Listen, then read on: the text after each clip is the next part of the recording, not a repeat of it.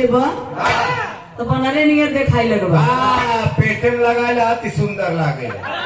जगह बनावा बा एड़ी बिना रंगना, एड़ी में रंगना लगाई लगा कितना सुंदर लागी मेहरा उनके। अब कलाई बिना कंगना, एक कलाई में कंगन बा, एक एक कंगन के अगर घोड़े में पहन लेबा तो कैसन लागी। नाकिम पहले देखा वेरी हैंडसम लगे लगे। अब भौजी बिना अंगना सोहात नहीं खे। जौने देवरे के पास भौजाई नहीं बाइन वो देवरे के दिल से पूछा। चावा जैसा देवर किराए पे ले लेते। कल्लू निषाद जी की ओर से ये देख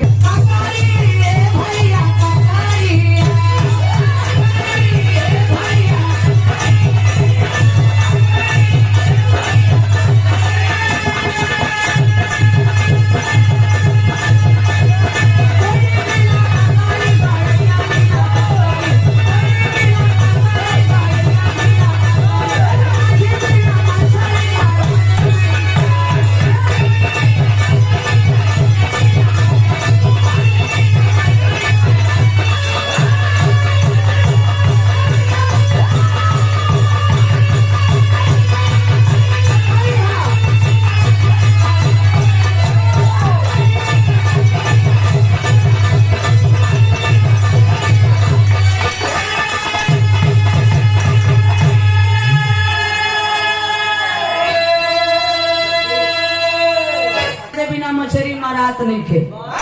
केवट माझी मल्लाह अगर मछली बेच रहा है तो उनका धर्म नहीं वो धंधा है। कोई भैया सब्जी बेच रहे हैं तो उनका धर्म नहीं वो धंधा है।